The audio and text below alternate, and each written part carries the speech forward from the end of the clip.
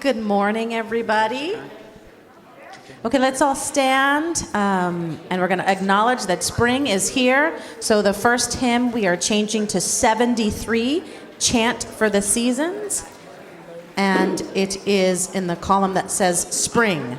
So the lyrics are, winter rains have turned the star wheel.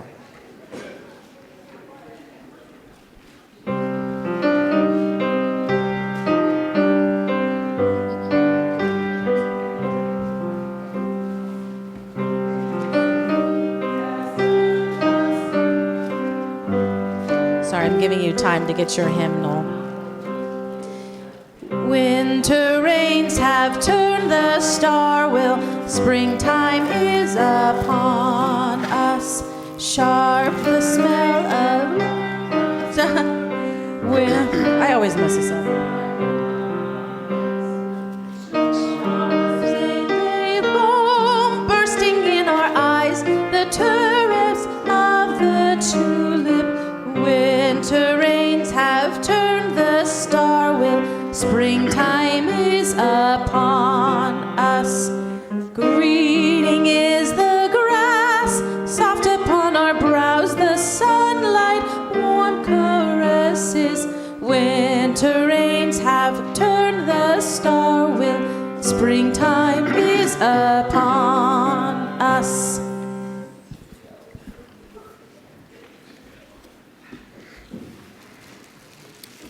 Springtime is upon us. Look what just landed on the pulpit here. Colorful.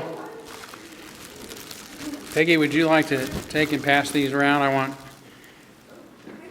everyone to take an egg, and if you don't get an egg out of this bag, which you won't, there are lots of these eggs around today, right?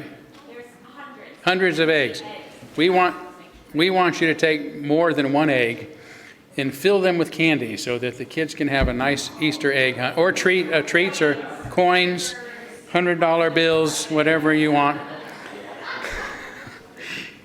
And that way, during our annual egg hunt on Easter Sunday the 5th, I think April 5th, they will be able to benefit from your kindness and your generosity and your forethought. So the other eggs are in the back. I see, yeah, there's hundreds of them. So if you don't get one, and if you only get one, take many, and please fill as many eggs as you would be so kind to do. Anyway, I got ahead of myself. Welcome everyone to the Unitarian Universalist Church of Spokane, where we join together as always to create a nourishing, liberal religious home and to champion justice, diversity, and environmental stewardship in our wider world. Or as we say in short, to create community, find meaning, and work for justice. All right, so just a big blanket, everybody's welcome. Good to have you today, because I have some things to say before we get into the service. One, if you have been coming for a while and are interested in finding out about how to become a member or become a member, just let me or somebody else know. Sonny right there is a good person to talk to as well. But there are these become a member, new become a member brochures that are on the, where are they? There aren't very many left. People have been gathering them up. All right, so anyway, we'll get some more of these printed, but if you've been interested, we'd love to have you as a formal member. And if you're streaming and you're local and want to come in and sign the book, if you're one of our many distant members or distant viewers who aren't in the Spokane area, you can also become a member. Just let us know and we can add your name by proxy. So we'll talk to you more about the church, of course, and what it means to be a member. So thank you for that. If you haven't heard, there is a strategic planning team that is now working on, I think what will be the fourth strategic plan since I've been here. Sometimes people get a little anxious when they hear there's strategic planning going on and they don't know anything about it and nobody asks them what they want. So please know that the team will be reaching out to you through a variety of means, surveys and whatnot, opportunity conversations to talk about the future of our church and put together a plan that comes from all of us. Okay. You'll notice I'm wearing this robe again. second Sunday in a row. And this is partially because last week people said, you need to find reasons to wear that robe occasion. So I put down a bunch of reasons, and it turns out today is a good reason for several reasons. First reason, I was told by many people who came up to me last week, you look really good in that robe. Several said I look like Dracula. And I'm okay with that too. Another reason is a very nice gift. I'm so appreciative of our friends in Felcharakos for giving me this traditional Transylvanian robe of the Unitarian ministers there. I am a Unitarian. I love the history. I love the rootedness in the ancient tradition that goes back to the 16th century. And so in some ways, receiving this robe feels like another ordination to me. I mean, it's just really, really special to me. So I want to wear it often in gratitude to them. Also because it does root me in, as it was announced last week when it was given to me, it's a very heavy robe. It sort of pulls you towards the earth. Even the lines on it look like it's pulling you towards the earth, which is great because it pulls me towards the roots of our religion. And so I will wear it often when I'm doing sermons around our history and our values, the things that make us Unitarians, and as well as other special occasions in our church. So you'll see me in it a lot more. This week I received an email, it's I think an email that goes out to all people who are members of churches that are part of the UUA. So it didn't send to me specifically, but it began with a statement from the UUA president, who, by the way, was not elected but was appointed, violating the bylaws of the UUA. So I don't want you to forget that. The UUA is acting as much like the Trump administration as Trump in many ways, but without going into that any further. It started off by saying, our historic religion continues to evolve.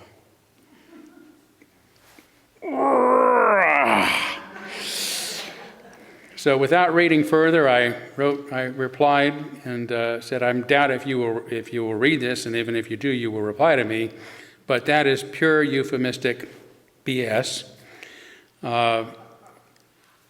What you have done, you have captured a religion that you do not believe in, that you hate.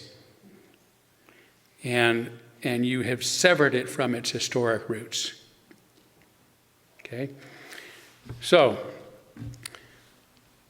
the previous robe I have, as I said last week, is one that we wear mainly ceremonially in clergy events, maybe a ordination, a parade, those sort of things at the annual meetings, but seldom for most of us in our churches. I would have no reason to wear my robe, this one or my traditional U.S. robe, ever again, because I've been excommunicated from the Fellowship of Unitarian Ministers because I have stood up for the values and our history that they have euphemistically abandoned as part of our evolution. And so I need to find reasons to wear this. So that's a big part of it. Today, in fact, I'll be speaking of, I'm be offering a sermon by John Dietrich that is about Robert Ingersoll. Okay, so I love to give Dietrich sermons, as you know, because I'm very influenced by his thinking. Well, Dietrich has given several sermons on people that he was influenced by, including Robert Ingersoll. So you'll be learning about Robert Ingersoll through the eyes of John Dietrich, as expressed through the redacted redactions of Todd Eklof. So that's pretty deep. I don't even know if that's going to cause a break in the time-space continuum or what. But I thought that this would be another great reason to wear the robe today, because it really helps connect us to our roots, as does the sermon we'll be in. So if you see me in this a lot, you'll know that it has a lot of meaning and that I'm wearing it for a very special purpose. Okay, that's all I wanted to say. Do you want to take some time to greet one another this morning? All right, let's do it.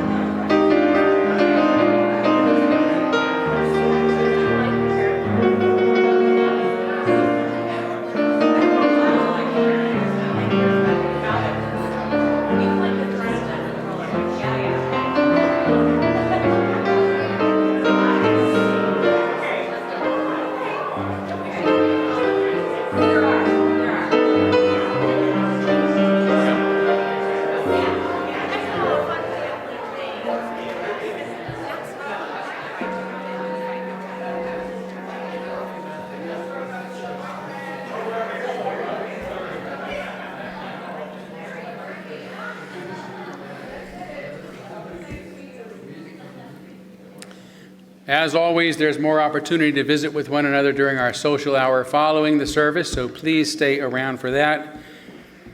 Let's move forward now by lighting our chalice, the symbol of our unity and our solidarity, of our openness and our inclusion, of our community and our individual uniqueness. May this small flame be our offering of warmth to those who are cold and alone, and a light to those in darkness.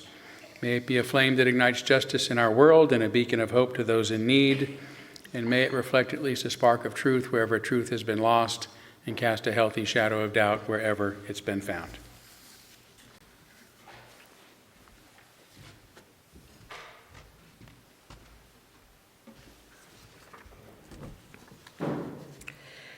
Our opening reflection today comes from another time, and you'll notice language that reflects that time. I've chosen to leave it as it was written, trusting that its deeper invitation still speaks clearly to us today. This morning, as we reflect on the life and thought of Robert Ingersoll, we begin with an invitation from him, an invitation to set aside labels, assumptions, and divisions, and to remember something more fundamental about ourselves. Let us forget that we are Baptists, Methodists, Catholics, Presbyterians, or free thinkers, and remember only that we are men and women. After all, man and woman are the highest possible titles. All other names belittle us and show that we have, to a certain extent, given up our individuality and have consented to wear the collar of authority, that we are followers. Throwing away these names lets us examine these questions not as partisans, but as human beings with hopes and fears in common.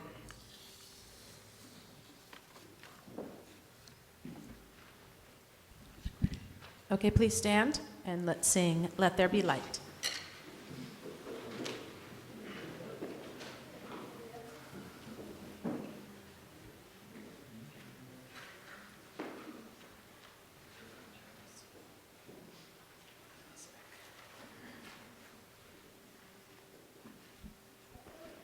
One sec.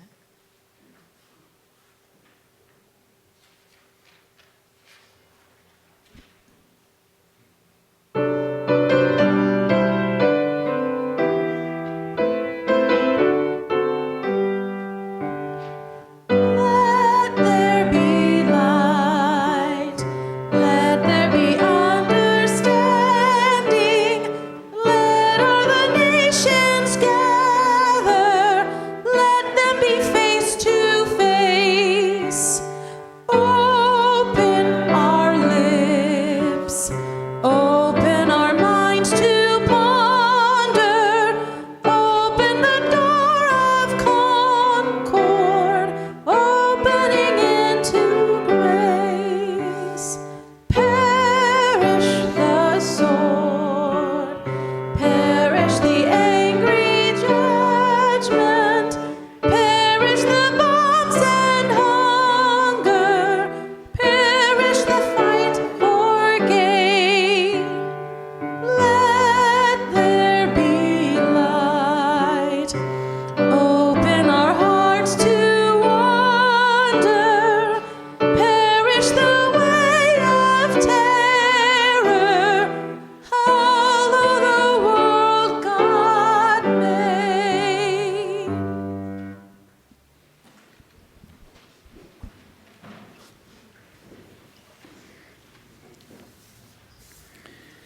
We'll now kindle our candles of care for those who are most on our thoughts this morning. I want to begin with a candle on behalf of church member Roger Bosky and his spouse Marianne. Roger underwent heart surgery earlier this week and had some complications that has kept him in the hospital. So I did check in on him yesterday. He seemed to be alert and doing well, but we definitely want to keep them in our thoughts at this time. And also several candles for the many people around the world suffering from the unnecessary violence and war that are going on in places like Ukraine and Russia and Israel and Palestine and, of course, Iran and that region of the world, people of Darfur, South Sudan. We could go on all morning. People who need our thoughts, or at least deserve our thoughts. And of course, don't want to fail to mention those in our own country, immigrants who are increasingly stressed, including family members of immigrants who are increasingly stressed about what's going to happen to their loved ones. So let's take a moment of silence on behalf of others you might be thinking of, and as always, you're welcome to name them aloud at this time if you wish.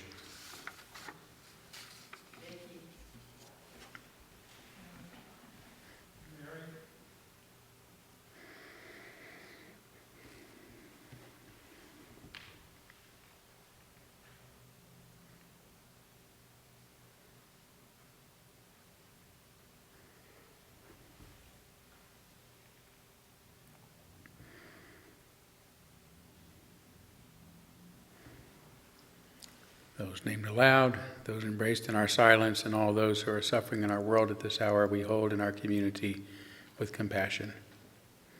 And we now gratefully give and receive this morning's offering, which helps sustain this community and our mission to the larger world.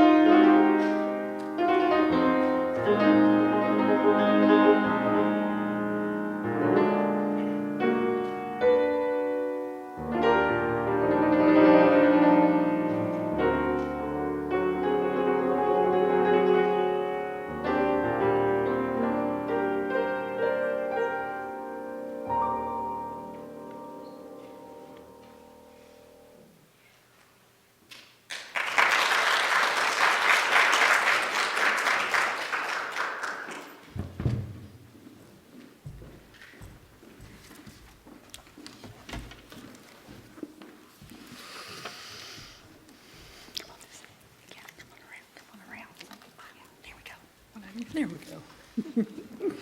Good morning. During today's Time for All Ages, we would like to introduce you to a friend that we have not yet met in person. And I'm going to invite our young folks just to stay seated where you are because we don't have puppets or any magic tricks. And then we'll sing you out to Children's Chapel. You've probably heard about mass incarceration. Incarceration means jail. Our country incarcerates more of its own people than any nation in the world. About 2 million people, men and women, fathers and mothers, sons and daughters, youths and elderly, often poor and usually the most wounded members of every community. They're locked away in a disastrous system of mass tombs. They're cut off from the land of the living. Getting out of prison isn't the hard part. Most incarcerated men and women have a release date. Dark as prisons are, the day they get out is just the start of a much more difficult story. In the U.S., roughly 700,000 people are released from prison back to our communities every year. But without access to new relationships and opportunities, with many barriers to reentry, most remain in the underground street economy. They eventually get arrested and sucked back into the prison system, disenfranchised and dead to society. In Washington state, there are roughly the same number of churches as there are folks in prison. What if every church built a solid relationship with just one person releasing to their area and walked with them as they emerged out from the underground of incarceration? So this is the call that was answered by 8 individuals at the Unitarian Universalist Church of Spokane. Kirsten Grant, Jennifer Calvert, Judy Arms, Susan Tyler Babkirk, Marina Ladich, Cindy Fine, Barb Stubing, and myself, Peggy Eklof. Or, as we like to say, your OPOP team, one parish, one prisoner, seeking mutual transformation.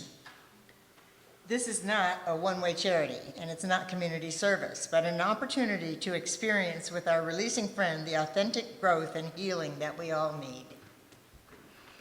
Although our reasons for saying yes to this opportunity vary for each individual, including Ashley, our releasing friend, we as a team have committed to the following: to read and participate in monthly learning modules, to gather in monthly team meetings, to write 2 letters or emails or phone calls each month, to build a relationship with Ashley and with each other, and to refer to Ashley by her first name only, and not to Google her because she's not defined by her charges, but is the gift of the relationship. We, as your OPOP team, will be in communication with you on how we as a congregation can best support this process of mutual transformation. We are not here to save or be saved. We are here to be made different.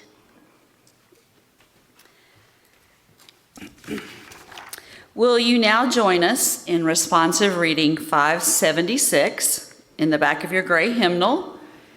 It's titled A Litany of Restoration. number 576. I will start us and you will read the italicized part as our respondents.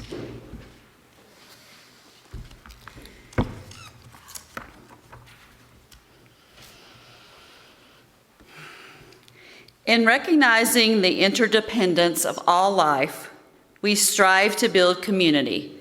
The strength we gather will be our salvation. If you are black and I am white, It will not matter. if you are female and I am male, It will not matter. if you are older and I am younger, It will not matter. if you are progressive and I am conservative, It will not matter. if you are straight and I am gay, It will not matter.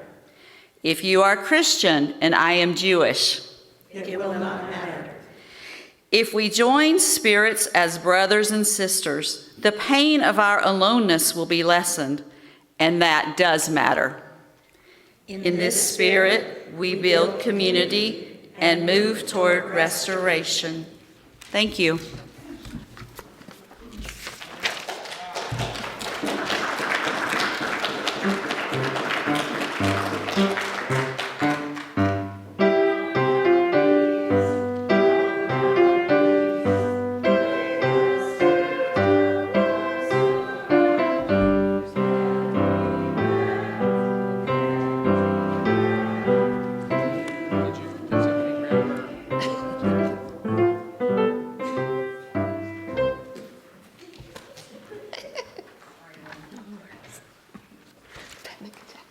You got my sermon in there?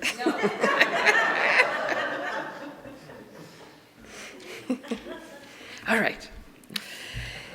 As we move now into a time of meditation, you're invited to find a comfortable, receptive position. Close your eyes if you wish. Take a few slower, deeper breaths and reflect on these simple and generous words from Robert Ingersoll. While I am opposed to all Orthodox creeds, I have a creed myself, and my creed is this: happiness is the only good. The time to be happy is now. The place to be happy is here. The way to be happy is to make others so.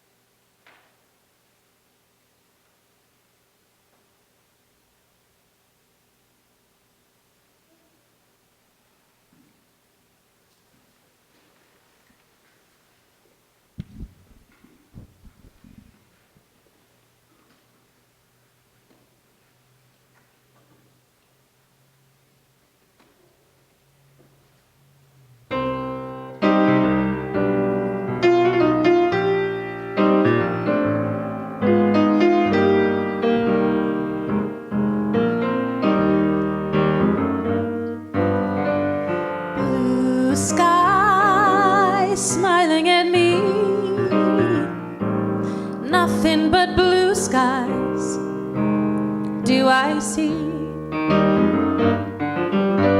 and bluebirds singing a song. Nothing but blue skies from now on. I never saw the sun shining so bright, never saw things going so right. Noticing the days harrowing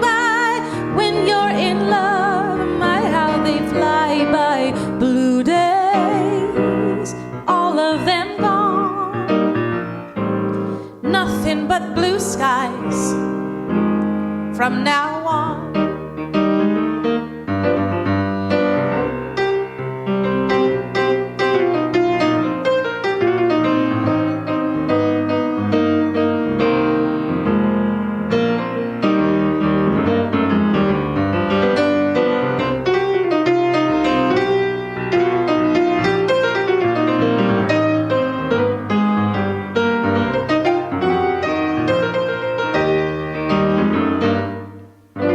So blue skies smiling at me,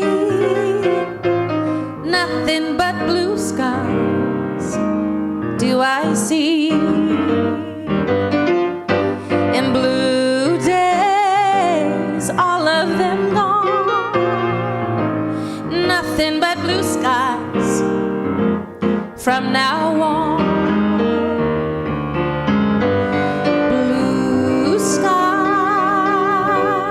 Smiling at me,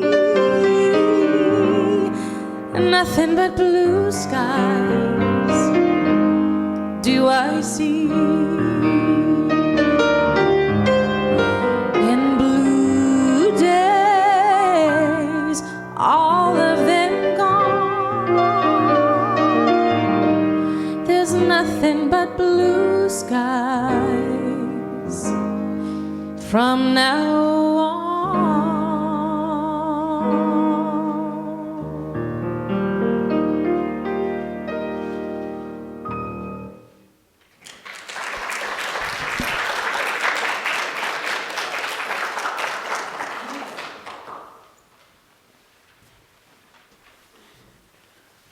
Wow, that was just beautiful. Thank you again. I think that song was made for your voice, or your voice was made for that song. I don't know, but it's great. Great accompaniment, as always. Yep. And I love the optimism in it. One of the interesting things of both Ingersoll and Dietrich, before I get into the sermon, is their optimism for the future. Of course, Ingersoll was more than a generation before Dietrich. Ingersoll died in 1899. Dietrich died in 1958. But both of them, interestingly, talk a lot in their speeches and sermons about how humanity was finally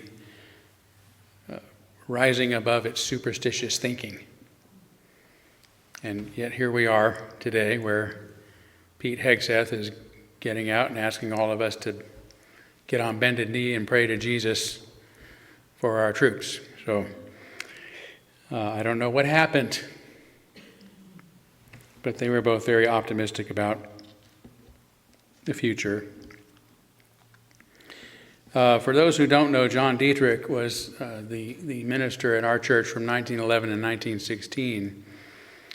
He became a humanist here and went on to become known as the Father of Religious Humanism and a signer of the Humanist Manifesto, and then, of course, had a very successful ministry speaking on religious humanism at a Unitarian church in Minneapolis.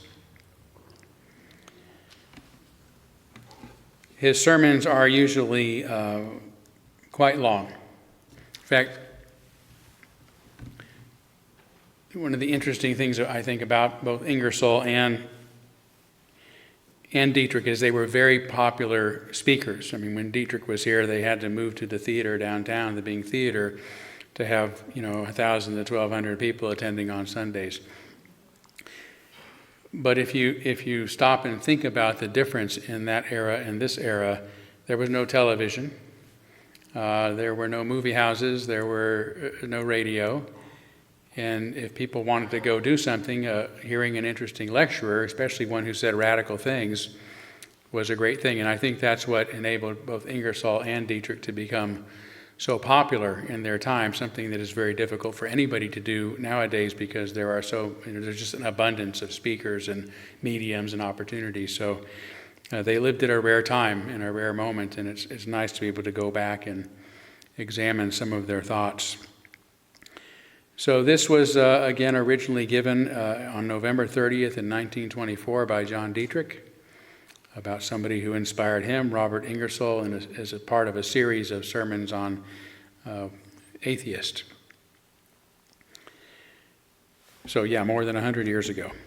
So to begin, in the words of Dietrich. Oh, but I should also say, Dietrich's sermons were very long, like this was a 16-page sermon. Mine are usually 6 pages. So just buckle up. I have amended it dramatically. Now the great thing is he had so many redundancies in his sermons as far as illustrations of his points that you can get rid of quite a lot and never lose any of his main points. So I think this will capture what Dietrich had to say about Ingersoll without the torment of staying until 2 o'clock this afternoon. Okay? All that is best in religion is unmistakingly human, while the orthodox creeds in their icy barrenness are positively inhuman. Against their harsh and really immoral doctrines, the brave and honest thinker rises in revolt. One of the greatest of all rebels against conventional religion, one of the greatest of all defenders of liberty of thought, is the subject of our discourse this morning, Robert G. Ingersoll. He was born in Dresden, New York, August 11th, 1833. His father, the Reverend John Ingersoll, was a minister, sometimes congregational, sometimes Presbyterian, and his mother, Mary Livingston, who died at the age of 36 when Robert was only 2 years old, was a woman of fine and estimable character. His father, however, was a strict disciplinarian who took life very seriously and with the best intentions made things a little solemn for his family, a factor in turning the son against the Orthodox creeds and their caricatures of deity. But according to Ingersoll's own story, it was a generous sense of justice and right that first led him to disbelief. At the age of 8 years old, he heard a minister portray in lurid terms the tortures of the rich man, in vain begging Abraham for a drop of water to cool his tongue, for those who remember that story. The rich man in hell asking for a drop of water from heaven. The sensitive boy was indignant. I got up and went out, he says, knowing in my boyish heart that was a lie. From that day to this, I have passionately hated every Orthodox creed. His father gave him a sound whipping and then prayed for him for the guidance of the erring. But neither the whipping nor the prayer convinced the boy that human frailties were deserving of eternal torture. And it was just this doctrine of eternal damnation against which the boy had rebelled that was the center of his attacks on the popular faith for as long as he lived. With the opening of the Civil War, his political point of view changed. He believed it his duty, above all else, to help preserve the Union, and since the Republican Party was also determined to keep the country together, he became a Republican and remained so until his death. In 1866, he was appointed Attorney General of Illinois and would have been candidate for governor in 1868 had it not been for his heterodox religious opinions. The delegates were all in favor of him and desired to nominate him if he would promise not to discuss religious issues on the campaign, which he refused to do. In 1877, President Hayes offered him the position of Minister of Germany, but he refused. From this time, he gave himself to the successful practice of law in Washington and later in New York, and although he gained great public reputation as an advocate, he was known to the public chiefly and became sort of a popular idol by his popular platform lectures. He never wrote a book. He was a public speaker solely and published nothing but his lectures. In 1862, he married Eva Parker, daughter of an Illinois farmer whom he adored always, and together they built an ideal home. He had become a man of literary culture. He was an ardent lover of music, in fact, of all the arts. He had a wide and sympathetic affection for his fellows and ended a happy life at Dobbs Ferry on the Hudson, July 21st, 1899. He had heart trouble and knew for 3 years before that the end might come at any moment, but never told any of his family, and thus ended the career of a clean-minded, candid, honest, brave man whose private life was tender, sweet, loving, and peaceful, and whose public career was largely the expression of his own wish, as he once said, to be out on the high seas, to take my chances in the wind and wave and star, and I'd rather go down in glory and grandeur of the storm than to rot in an Orthodox harbor. He was most popularly known as an infidel lecturer who went up and down the land attacking the Christian religion. He had a wonderful influence during the latter half of the 19th century in molding and shaping the religious opinions of men and women and freeing the human mind from the shackles of superstition.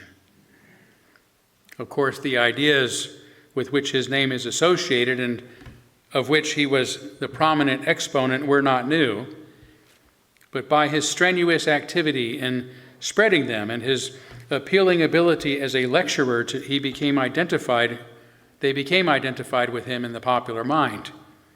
And so Ingersoll is looked upon today as the most outstanding opponent of Orthodox religion and the most ardent champion of freedom from superstition that we have ever heard of in this country, if not anywhere in the world. And this is due to the fact that he was a born orator. I believe him to be the most popular orator of his day upon earth and probably of any day. I do not know of any man living or dead who had a mightier or more powerful overall popular audience than he had. And the secret of his power is not hard to find. He was the master of expression, wonderful in his ability to mold and shape words from the utterances that he thought. Besides, he was a poet.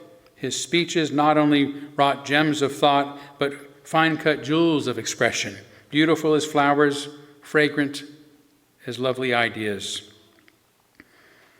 He had what any popular orator must have, a deep, broad sympathy with whatever is human. There is nothing that touched the interest or welfare of mankind that did not find echo in his heart and his brain. People flocked to hear him. Or I should say, he was not popular merely when he dealt with the question of religion. People flocked to hear him and were thrilled with interest, one moment shaking with laughter, another moved with tears, quite as much when he spoke for some form of movement or some literary subject or in a political campaign as when he dealt with religion.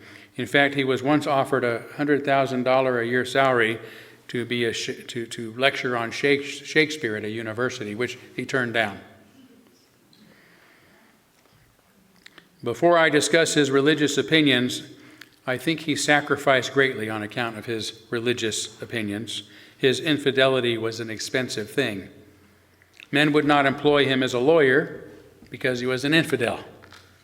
Caucuses would not nominate him, and people would not vote for him because he was an infidel.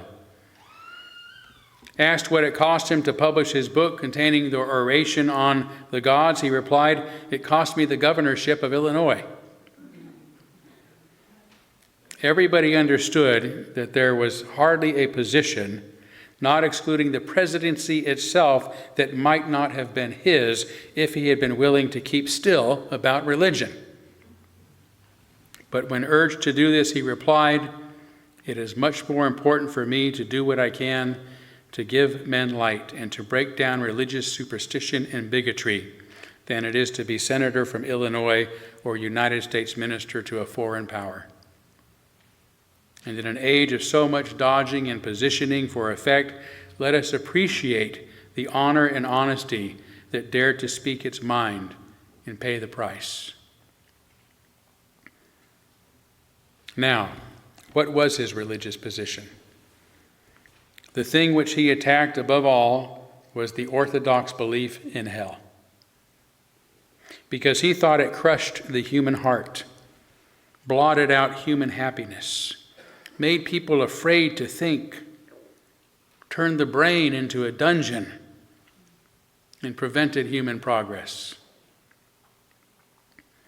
And in regard to this, let me refer to what I mentioned a moment ago, his sympathy. For this I regard as the key to his character and career. Never a man lived who was more tender, more easily touched, more quickly moved.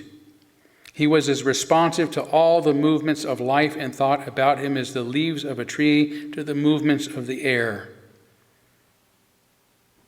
This tremendous power of sympathy turned him into a flaming hatred of anything that seemed to him needless cruelty.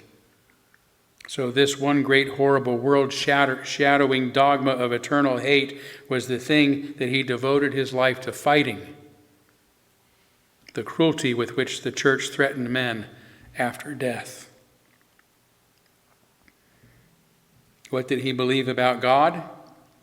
He felt sure of one thing, that there is no such God as the one taught by the creeds of the Orthodox Church. He once said, "I do not know whether there is a God or not. I live in one of the rural districts of the universe, and I do not know anything about it." He never fought against the idea of God. He fought only against certain partial, unworthy, unworshipful, cruel conceptions of God. So you will find, if you read his lecture on the gods, that he was an agnostic, although he frankly confessed that he could conceive of no God that satisfied either his heart or his brain. That was his attitude. And what was his attitude in regard to the Bible? According to popular opinion, he spent a large part of his time in ridiculing the Bible. But he only ridiculed certain unfounded conceptions of the Bible, which he regarded as standing in the way of human freedom and of the progress of human thought. His idea of the Bible was that of all intelligent people today, that it is the early literature of the Jews, that it is no more sacred than the early literature of any other people, that it was not by any means the foundation of law or morality as taught by the Christians, that it was full of inhumanities like the early literatures of most people, and to use it as an infallible guide to conduct in this enlightened age was to make it the stumbling block of the human race. His Bible, like yours and mine, contained all the worthy literature of all times and of all peoples. What was his attitude towards Jesus? It was practically the Unitarian idea of Jesus. He did not accept a theological Christ. He believed that Jesus of Nazareth was a historical character, but that the Christ of the New Testament was a myth, that it was a legend, not a life. He believed that the historical Jesus was simply the great heretic of his time who tried to bring a new truth to his generation, and for this reason suffered death, that any man who was given his life for what he believed to be truth and for freedom of thought has been one of the world's benefactors. And let me say once and for all, he said, that for the man Jesus I have infinite respect. Wherever a man has died, for man is holy ground.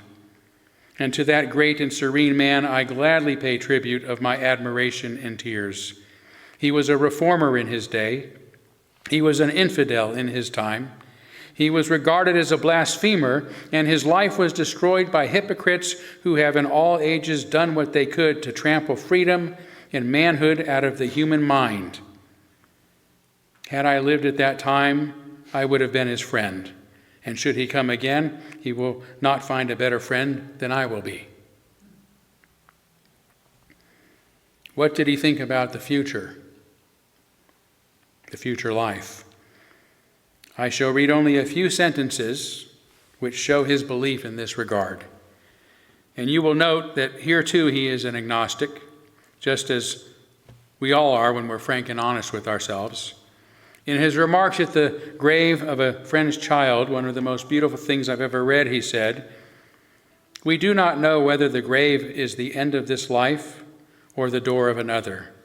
Every cradle asks us whence, and every coffin whether. And the poor barbarian weeping over his dead can answer these questions as intelligently and as satisfactorily as the robed priest of the most authentic creed. The tearful ignorance of the one is just as consoling as the learned but unmeaning words of the other. Again he said, I have said 1,000 times, and I say again, that we do not know whether death is a wall or a door, the beginning or end of a day, the spreading of pinions to soar or the folding forever of wings, the rise or the set of a sun, or an endless life that brings rapture and love to anyone. And again, is man mortal? I do not know, but one thing I do know, and that is that neither hope nor fear, belief nor denial can change the fact. It is what it is, and it will be what it must be. You will note that here again he is an agnostic saying, I do not know, and expressing his opinion that if there is a future life, the best way to prepare for it is to live a noble life here. And also that it is not dependent upon the acceptance of any creed or upon membership in any organization. It has been said of him that he was merely a destroyer of men's faiths, that he tore down without building up, that he took away a man's religion without giving him anything in return. That is the foolish accusation which is made against any person who teaches something different from that which is commonly accepted. Personally, I do not believe that a person is under any obligation to put something in place of that which one takes away. I do not believe that a man must keep quiet about something which he knows is untrue simply because he does not know what is true. But Mr. Ingersoll was very positive in his teaching. He taught what I persistently teach from this pulpit Sunday after Sunday, a belief in the religion of humanity, a faith in mankind, the courage to depend upon ourselves rather than upon some being in the skies.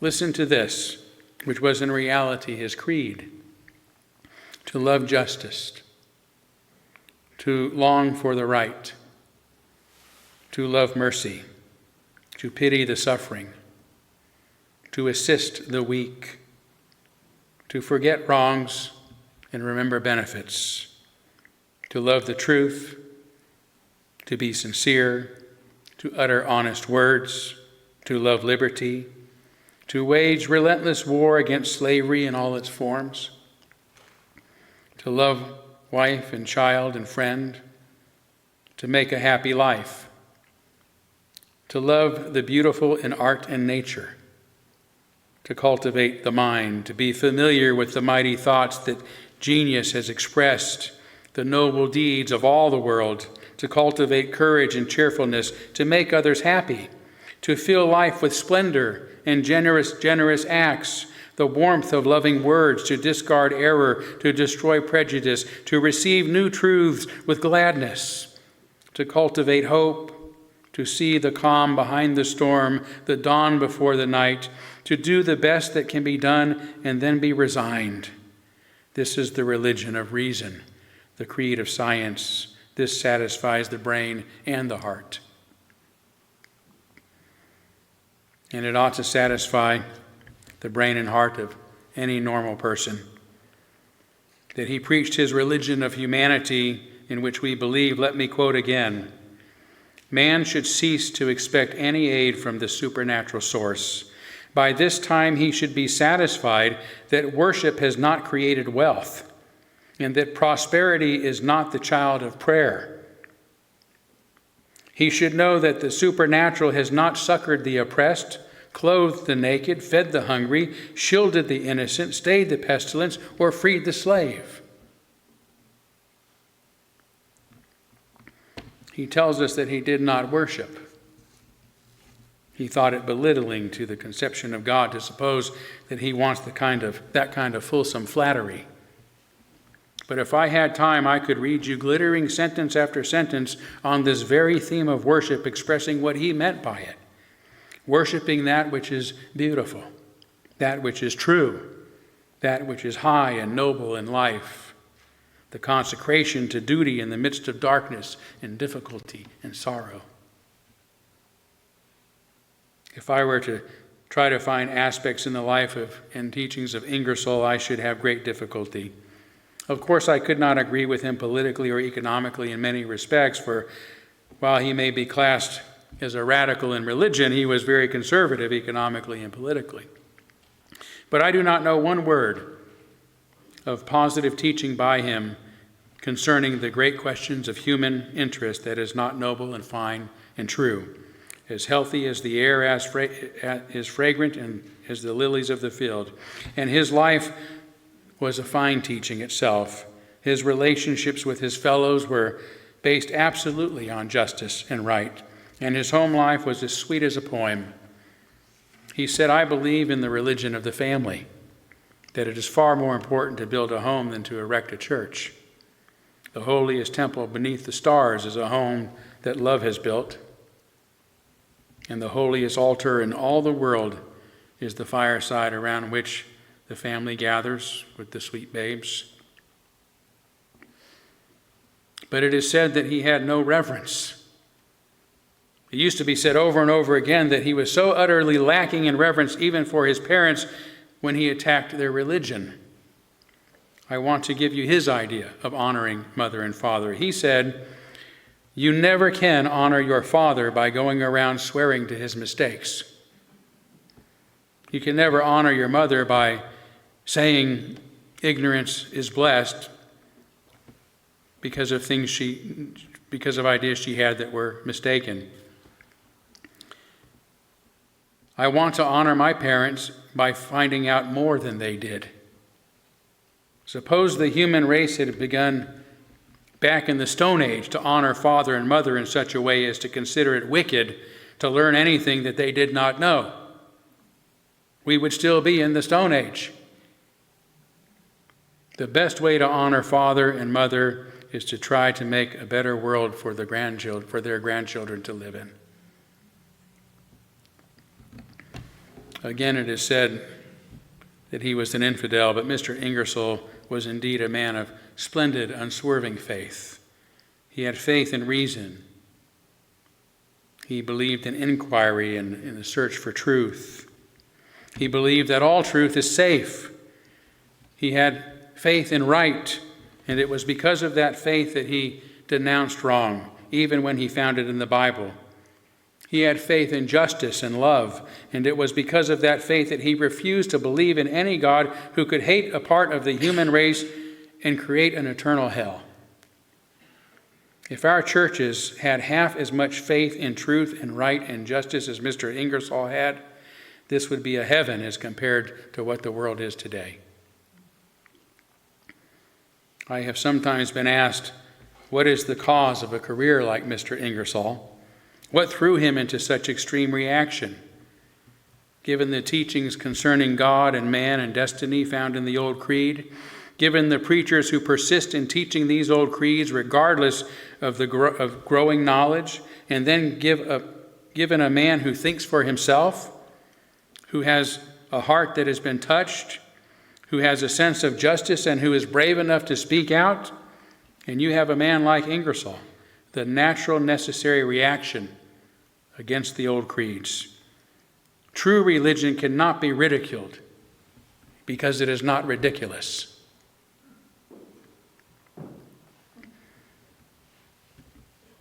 When we come to estimate the real service of Mr. Ingersoll, in the first place, he did more than anyone else in all the world to popularize the general attitude of the scientific mind toward religion. Ingersoll went up and down the land in every state and union, lecturing night after night to audiences of thousands. The average person learned more about advanced thought from Ingersoll's Why I Am an Agnostic than one could have derived from reading all the works of Herbert Spencer and Charles Darwin put together. In the second place, he startled his generation into thinking. Ingersoll, more than anyone else, compelled men to think whether they wanted to or not. Looking about him, he saw on every hand men holding views of the Bible which had no basis in fact and which fettered their lives. Views of God which made him a tyrant and a monster. Views of man which were in the highest degree depressing. And views of the future which were filled with horror. And he inquired, why do men in this enlightened age continue to believe such things? And he said, I will do what I can to change this. No work can be more important. I will make men think. And he did, by his eloquence, by his wit, by his ridicule, by his retorts, by his scathing denunciations, by his fiery invectives, by his jokes, by his many-sidedness and brilliancy and varied extravagances of his speech. He set tens of thousands to thinking for themselves on religious subjects who had never thought for themselves on these matters before. We may well be grateful for the example of a man who had the courage to think for himself and who dared to speak what he believed true. The popularizing of scientific knowledge, making people think, brought about the third. When he began his anti-theological propaganda, there was a fiendish belief in a literal and everlasting hell. To the Orthodox people of his time, hell was a glaring, scorching, roaring reality. But a remarkable change came over even the Orthodox mind by the time Ingersoll was through. As he himself wrote just before his death, there is but little left for me to do. The fires of hell have been extinguished. The struggle with superstition is nearly over. We have passed midnight and the great balance weighs up morning. And who had wrought this glorious change? Many people, including thousands of Unitarians and Universalists and Rationalists and free thinkers. But above all these names there stands in seven-hued radiance the name of Robert G. Ingersoll. Of him it has truthfully been said, he sought by constant appeal the truth, reason, mental and moral integrity, physical and intellectual liberty, justice and love, and moreover by personal example in each of all these to make of earth a heaven. But it is his memory's richest reward that he put out the ignorant and revengeful fires of hell. So we cry today, all hail thee, great liberator of the human mind, great extinguisher of human fear, great prophet of human happiness. Thou didst live for posterity. Posterity will remember thee. Thank you.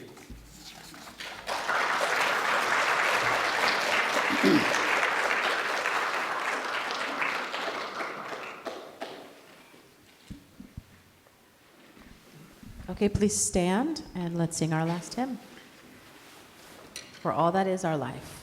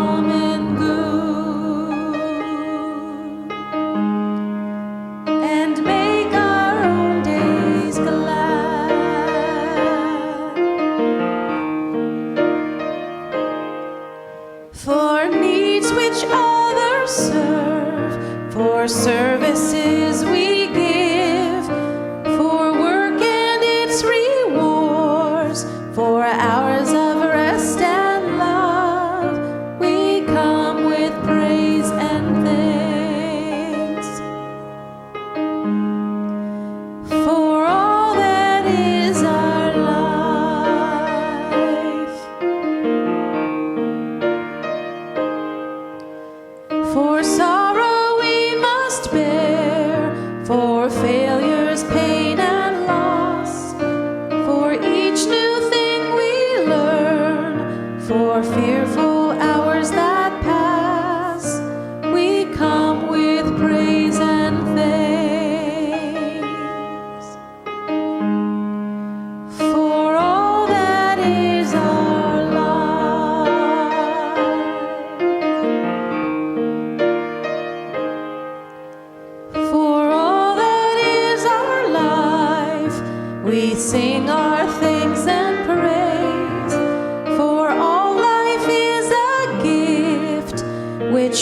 are called to use to build the common good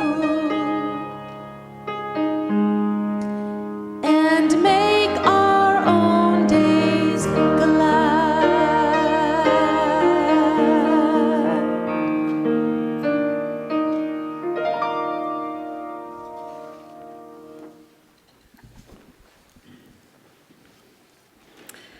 Our benediction today comes from the writings of Jane Addams on the ethical foundation of democracy. The good we secure for ourselves is precarious and uncertain until it is secured for all of us and incorporated into our common life. Amen, blessed be, salam alaikum, and shalom.